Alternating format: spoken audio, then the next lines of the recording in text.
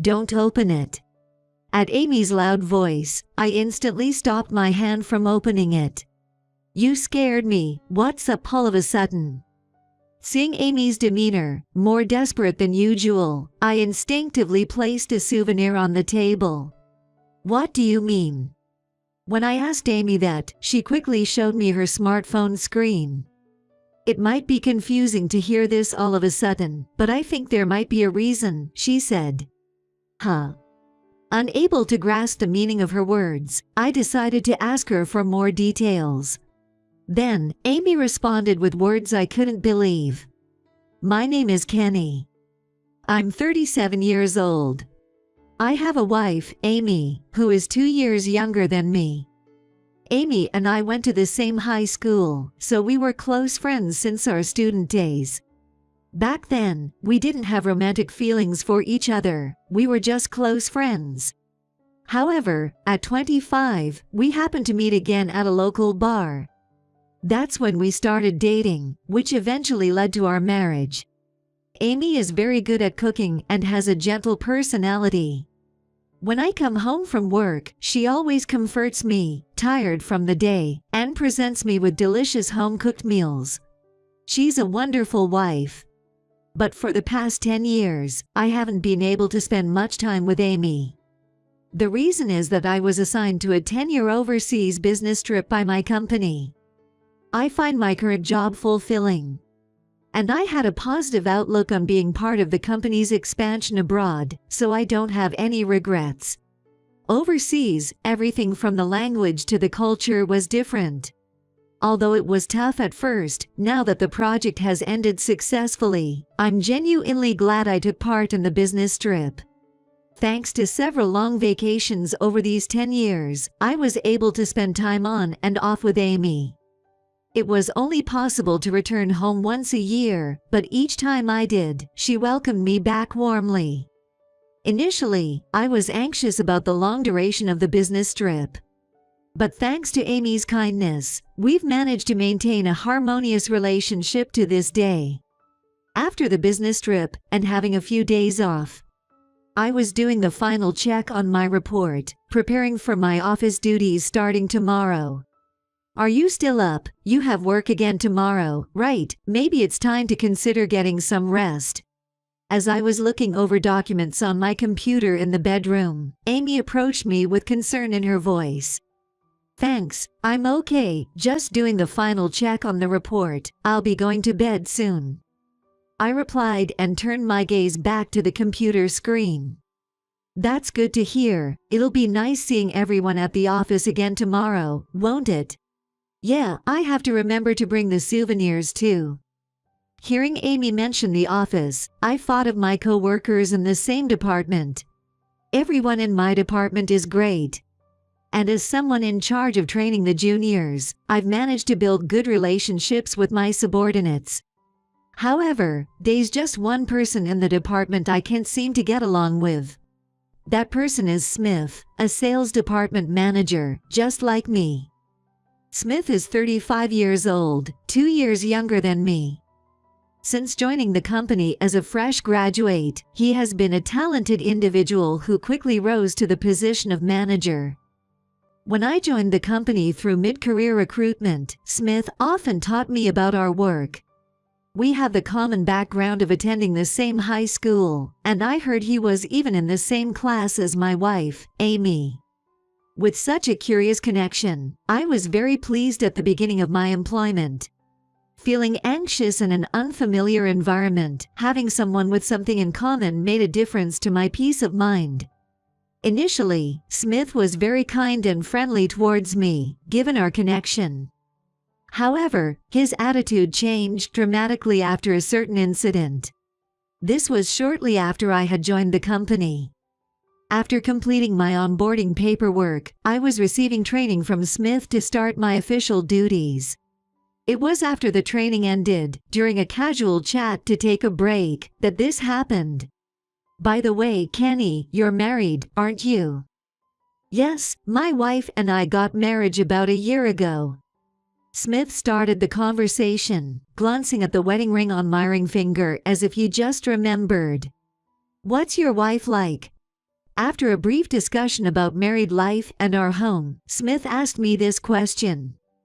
Actually, she's a friend from high school. If I remember correctly, she's the same age as you. What, does that mean I might know your wife too?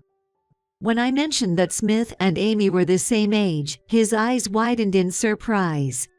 Really? Do you know Amy? The moment I mentioned Amy's name, Smith froze. At the same time, I felt a slight tension fill the air. Amy, is that true? After a moment of silence, Smith whispered in a faint voice. Yes. Did you know my wife? I felt the warm atmosphere vanish and voiced my confusion with a sense of discomfort. Yes, I had a bit of an acquaintance with her during our school days. I had no idea you were married to her. From that day's conversation, Smith's attitude towards me changed. Whenever I asked about work, he would openly show a cold demeanor, or on bad days, sharply reprimand me. There were also instances where I wasn't informed about meeting schedules, leading to my tardiness. Such acts of harassment from Smith continued until the day I left for my overseas assignment. And this overseas assignment was triggered by his recommendation to the executives. At the time, the company was seeking employees willing to take on a 10-year overseas assignment. And the sales department was asked to nominate several candidates. However, many in the sales department, including myself, had families, making it difficult to find volunteers. Seeing this, Smith secretly recommended me to the executives. At that time, I had just finished moving into my dream home and had not considered a 10-year assignment at all. But by the time I realized it, the recommendation had already been made. And it was difficult to decline, leading up to this overseas business trip. On the day I was approached by the higher-ups about the overseas assignment, I asked Smith what this was about. Smith, I just heard from the executive about the overseas trip. You told them I volunteered for this assignment, but I don't recall ever saying such a thing. What's going on? I was flustered and immediately sought clarification from Smith, as this was news to me. What, but Kenny, you said you wanted to contribute more to this workplace, didn't you? That's why I thought I'd do you a favor and recommend you. Smith responded with a smirk. Besides, you're about to turn 27, right, if you don't get promoted from section chief soon. You'll never make it up the ladder in this lifetime, you know. Continuing, Smith shifted his gaze to me with a dark smile. Indeed, I do want to continue contributing to this company in the future. However, having just purchased a home, a 10-year trip seems difficult. It would also be a burden on my wife. When I mentioned my wife, Smith furrowed his brow for a moment. Kenny, are you taking your job lightly? It's naive to prioritize personal life at your age. You're almost in your 30s, right? It's time you got serious about your work, or it's going to be a problem. I recommended you because I care about your future. A little gratitude wouldn't hurt, would it? I felt anger towards Smith, who was forcing his views on me with a half smile, but I clenched my fist and endured the moment. After that conversation, I went on my overseas business trip. As I was reminiscing about my interactions with Smith in the bedroom, Amy approached me again with concern. Kenny, are you okay? You look pale.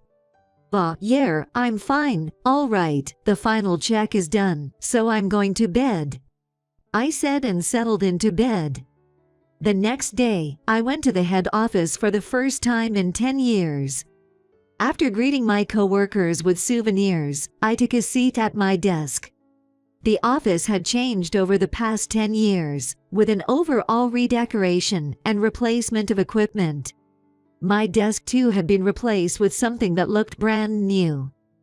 For a while, I looked around the office as if seeing something brand new. Then, I noticed Smith coming into work, carrying a large paper bag in one hand. Perhaps he had been on a trip somewhere.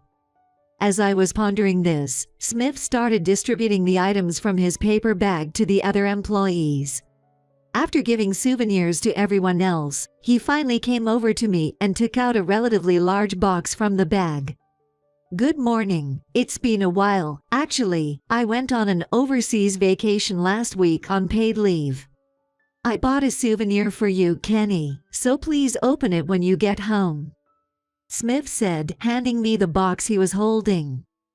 The box was carefully packaged so that its contents were not visible, and it had a bit of weight to it. Curious about the contents of the souvenir, I remembered that I had also brought back souvenirs from my business trip, and hastily replied, "Thank you, I also brought back some souvenirs from my business trip, so please enjoy them." As I said this, I handed over the local souvenirs I had bought specifically for Smith. Upon receiving the souvenir, Smith simply said thank you. It seems like Smith is in a very good mood today. Seeing his smiling face and hearing his cheerful tone, I could tell he was in high spirits. "How was your business trip abroad?"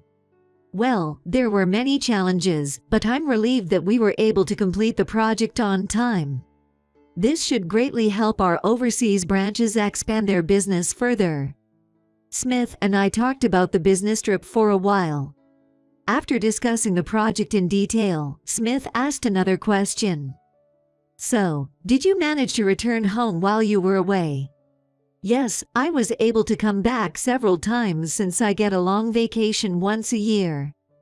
When I told him that, Smith's lips briefly curved into a smirk. "Is that so? Well, it's not easy to come back from overseas. But your wife must have had a good rest, right? I often hear that wives are busy with household chores every day when their husbands are home." "Yeah, I think my wife was able to enjoy a relaxed life in our new home." I responded to Smith's question. "I've fought this for a while, but Smith often brings up Amy." "Well, since they were high school classmates and know each other, it's not too surprising, but there's always something probing about the way he talks about her. Each time, I've replied with non-committal answers, but I wonder if I'm just overthinking it." With these farts, I finished my work for the day and returned home. I'm home. When I announced my return at the entrance, Amy came out from the living room. "Welcome back. How was it, returning to the main office after so long?" Everyone seemed well, which was reassuring. "Oh, and guess what? The sales department got 6 new graduates this year. It made things really lively." While having such a casual conversation, I handed Amy the paper bag containing the souvenir from Smith that I received this morning. "Here, this is from Smith. He went on an overseas trip last week, so it's a souvenir from Smith. It looks quite big. I wonder what's inside." Amy stared at the souvenir handed to her.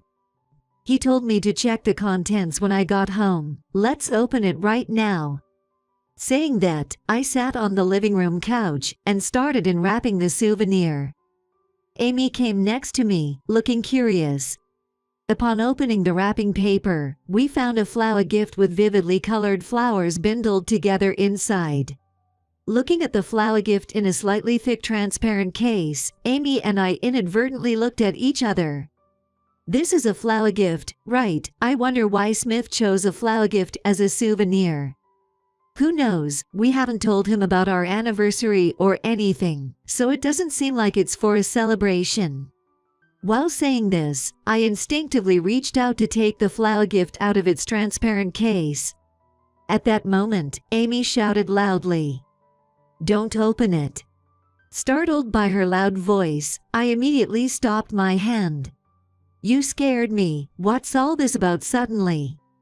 "Don't open it. This might have a bug planted in it." Amy's demeanor was unusually desperate, and I involuntarily placed the souvenir back on the table. "What do you mean, a bug?" "I saw a post on social media recently about a souvenir from abroad that had a bug planted in it," Amy said as she hastily operated her smartphone. "Look, according to the person who posted this, they found a bug in a souvenir they bought overseas. There seems to be a spate of incidents recently where flower gifts contain bugs." The social media post Amy showed me indeed mentioned incidents where bugs were found in souvenirs, leading to victims. But I can't imagine Smith doing something like that. I replied calmly, partly to soothe Amy's panic. Then Amy began to share something unbelievable. I know it's confusing to suddenly hear this, but I have a suspicion. I couldn't grasp the meaning of her words, and decided to ask for more details. What do you mean? You know, Smith, you might remember, went to the same high school as me, right? That's right. Amy, Smith, and I all went to the same high school. I had heard that Amy and Smith were in the same class and had some interactions in the past. Well, he actually confessed his feelings for me several times in the past. We were in the same class just once, but over the 3 years, he confessed his feelings wanting to date me about 4 times. Hearing Amy's words, I was speechless. It's all in the past, and I didn't want to worry you with strange concerns, so I never mentioned it. I'm sorry. But that's all in the past, right? He might not have those feelings anymore. Trying to stay calm, I told Amy, though I could tell I was also unsettled. It's not just that. Actually, while you were on your business trip abroad, I found several letters in our mailbox. They didn't have a sender's name but mentioned things from high school, so there's a chance they could be from Smith. Hearing this, I found myself reflecting on Smith's past behavior. His question today about whether I had returned home, along with several other instances where he inquired about personal matters, came to mind. Afterwards, I calmed Amy down and took her to the bedroom. According to Amy, she found the anonymous letters creepy and threw them away. Though there was no evidence of the letters, seeing Amy's frightened expression back then, I couldn't believe she was lying. And when Amy had finally fallen asleep, I took the flower gift from Smith and rushed to the police station alone. When the police checked the flower gift I brought in, just as Amy had suspected, a small bug was found inside. I remember my body involuntarily shuddering when the bug was discovered. Immediately after, I filed a victim report. I'm truly glad I didn't bring Amy here. If I had, she would have surely been terribly shocked. After filing the report, I returned home. The next day, I tried to act as normal as possible and headed to work. I was instructed by the police not to mention yesterday's incident to anyone, including Smith himself. If I were to confront Smith directly about the truth, there's a chance he might react violently and cause further harm. Moreover, at this point, they scanned evidence to definitively prove that Smith himself was responsible. So it's wise not to act rashly. This was the conclusion reached after discussing with the police, so I went about my work as usual, maintaining a calm demeanor. Time passed, and before I knew it, the workday was coming to an end. As the end of the day approached, my colleagues began leaving one by one. When the office had mostly emptied, Smith approached me. "White, good work today. Did you open the souvenir I gave you yesterday?" Smith looked at me as if he had something up his sleeve. Though he was smiling, his eyes didn't seem to be smiling at all. "Yeah, I opened it. Thank you for the lovely flower gift." Thinking it best not to arouse suspicion, I replied with my usual, non-committal words. "Is that so? I'm glad you liked it. I thought that flower gift would suit Amy perfectly. I'd be happy if you could display it in the living room or somewhere." "Thank you. I'll discuss with my wife where we should place it when I get home." After that conversation, Smith left the office in a good mood. Once I confirmed that Smith had left the office, I felt the tension slowly leave my body. That went well. The conversation ended without him suspecting anything unusual. After that, I also returned home. Amy was in the living room, looking somewhat restless. "Amy, are you okay?" "Yay, thank you. I've been feeling unsettled ever since you told me this morning about finding the bug." This morning, I had told Amy about what happened at the police station yesterday. I thought it was better she knew sooner rather than later. But seeing Amy's uneasy demeanor, I started to regret telling her. I'm sorry, Amy, I didn't mean to cause you trouble. It must be hard being here alone during the day. Amy works remotely from home while I'm away at the office. Even if Smith is at the company. It's understandable to feel uneasy after what happened. It's okay if the police have accepted our report. They must be investigating thoroughly. Besides, you must be more scared, right? Did Smith say anything to you today? Even in such times, Amy puts my concerns before her own. Hearing Amy's words, I felt again how lucky I am to be with her. He asked if I had opened the souvenir. But that was about it. Judging by his expression, he probably thinks the flower gift is still at our house. After I told her this, Amy seemed a bit relieved and went back to the kitchen. 3 days have passed since then, and I was greeting my first weekend after returning to the main office work. That day, for some reason, I woke up earlier than usual and found myself alone in the living room, drinking coffee. Then, suddenly, the house's doorbell rang. Who could it be this early in the morning?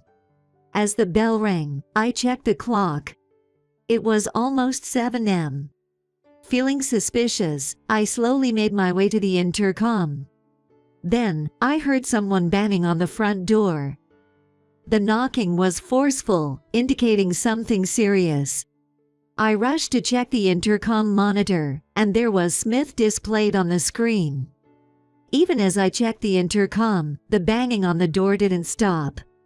Concerned that keeping the door closed might not only worry Amy but also disturb the neighbors, I mustered up the courage to open the door, keeping the chain on for safety. Smith, what brings you here so early in the morning? I asked tentatively, to which Smith turned a sharp gaze on me that I had never seen before. You told the police, didn't you? With that single sentence, I understood everything. Last night, the police came to my house, accusing me of planting a bug in the flower gift I gave you. I was interrogated until dawn. Smith's eyes were bloodshot, almost as if he was about to lash out. Please calm down. I simply asked the police to investigate if there was a bug. If you're truly innocent, the investigation should clear your name quickly, right? As I told him this, Smith began to mutter under his breath, looking down. You're always like this. Pretending to be calm and looking down on me. Even if I harass you, you face it without batting an eye. Why did Amy fall for someone like you? Why am I not good enough? His words were filled with clear jealousy towards me and affection for Amy. Then, I heard footsteps coming down the stairs from inside the house. Kenny, who are you talking to? Hearing Amy's anxious voice, I quickly told her, go back upstairs. But upon hearing Amy's voice, Smith spotted her through the gap in the door. Amy, why did you go to the police? I just wanted to protect you. Hot Smith, why are you here? Amy, standing at the entrance, revealed her unease at the presence of someone who shouldn't be there. Smith, your statement just now, are you saying you're the one who planted the bug? Yes, that's right, but calling it a bug sounds so negative. I did it to protect Amy. Is that so? Well, now that we have the evidence recorded, I'll be reporting this to the police. What? With that, I called the police from my smartphone. Afterward, the police arrived at our home, and Smith was taken to the police station. The audio recorded by the intercom's video function was enough for the police to arrest Smith immediately. 2 months later, the matter with Smith spread widely within the company, leading to his dismissal. During police interrogation, Smith revealed that he had harbored feelings for Amy since their student days. He was displeased to see a subordinate living happily with the person he loved.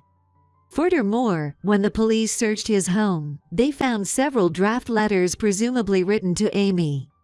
As a result, Smith was sentenced to prison, and the incident was brought to a close. Amy and I are still living happily in this house. And once work settled down, we finally completed all the moving tasks for our new home. Amy, are you feeling all right? Yes, I'm fine. The doctor said the baby is growing well the other day. Amy said this while gently stroking her belly. That's great to hear. Let's continue to build a happy home together. Yes, with you, Kenny. I'm sure we'll always have a joyful family.